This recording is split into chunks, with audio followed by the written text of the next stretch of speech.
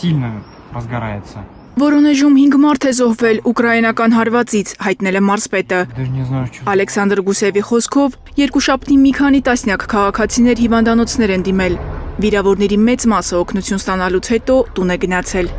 Ուկրաինայի զինված ուժերի հրթիռային հարձակումից ամենաշատը Որոնեժի ձախապնյա հատվածում գտնվող արդյունաբերական ձեռնարկությունն է վնասվել։ Այնտեղ հրդեհ է բռնկվել, ժամեր անց մարվել։ Վտանգավոր նյութերի արտանետում չկա, ըստ պաշտոնական լուրերի։ Ուկրաինայի զինված ուժերի գլխավոր շտաբը հաստատել է, որ թևավոր հրթիռներ է օգտագործել օբյեկտին հարվածելու համար։ Կիևը վստահեցրել է, գործարանը Ռուսաստանի պաշտպանական արտադրության համար վճռորոշ նշանակություն ունի։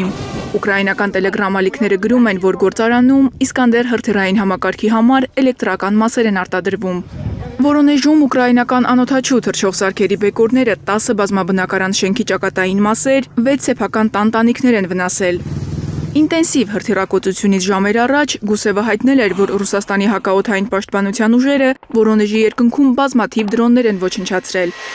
Գիշերը Ռուսաստանի 9 մարզերում հակաօդային պաշտպանությունը 143 ուկրաինական անօդաչու թռչող սարք է խոցել, հայտնել է Դաշնության պաշտպանության նախարարությունը։ Կիևն էլ 6 վիրավորի մասին է հայտնել ռուսական հարվածներից հետո։ Ուկրաինայի նախագահ Վլադիմիր Զելենսկին զգուշացրել է, որ Ռուսաստանը պատրաստվում է ևս մեկ խոշոր հարձակման։ Ուկրաինայի նախագահը նաև պնդել է, որ Ռուսաստանում արդեն վառելիքի ճգնաժամ է սկսվում։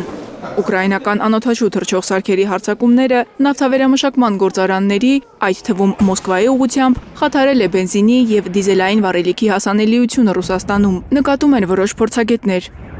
Ռուսաստանում անցյալ շաբաթ 25%-ով նվազել է բենզինի արտադրությունը, համեմատած 2025 թվականի հունիսի օրական միջին ցուցանիշի հետ, գրում է Reuters-ը։ Ղրիմի ղեկավարը հայտնել է, որ վառելիքի մատակարարման խնդիրներ կան մարզում։